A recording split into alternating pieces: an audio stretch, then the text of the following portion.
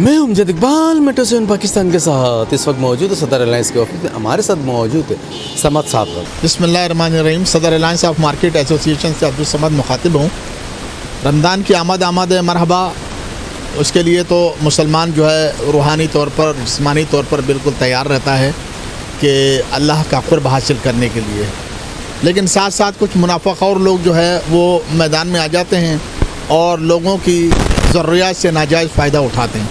تو اس کے لیے میں حکومت سے اپیل کروں گا کہ ڈپٹی کمشنر اسسٹنٹ کمشنر صاحبان کو مقرر کریں کہ وہ کم از کم چیک اینڈ بیلنس رکھیں کہ آیا کوئی منافع خور یا ذخیرہ اندوز جو ہے وہ لوگوں سے زیادہ پرائس تو نہیں لے رہا ہے، لوگوں کو ضروریات زندگی کی چیزیں معمول کے مطابق مناسب رقم میں مل رہی ہے نہیں مل رہی ہے. تو یہ چیک اینڈ بیلنس ہوگا تو میں سمجھتا ہوں انشاءاللہ بہت بہتری آئے گی.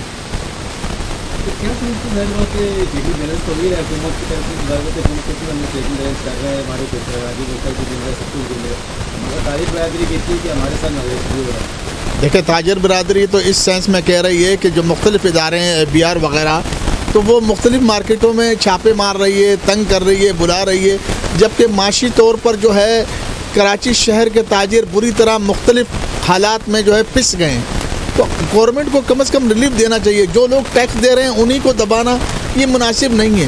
جو آلریڈی حکومت کے ساتھ تعاون کر رہے ہیں اور کرتے رہیں گے اس سے کوئی انکاری نہیں ہے، لیکن انہیں ہراساں نہ کیا جائے پلیز.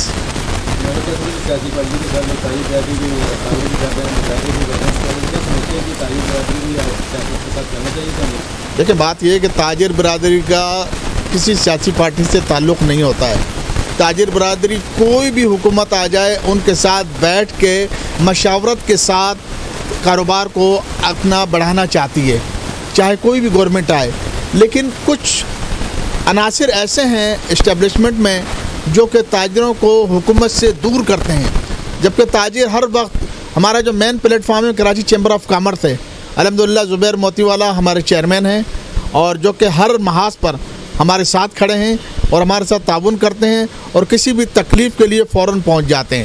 تو میں سمجھتا ہوں کہ کراچی چیمبر آف کامرس کے پلیٹ فارم سے تاجروں کو کافی سہولت حاصل ہوتی ہے.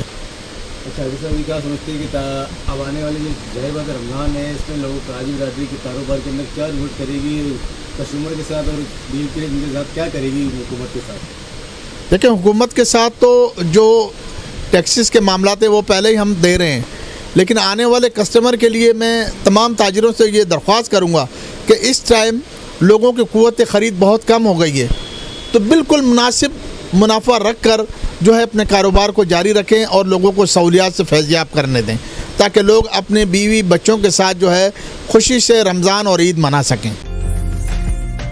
عمدہ میں پکائیں اور جی بھر کے کھائیں.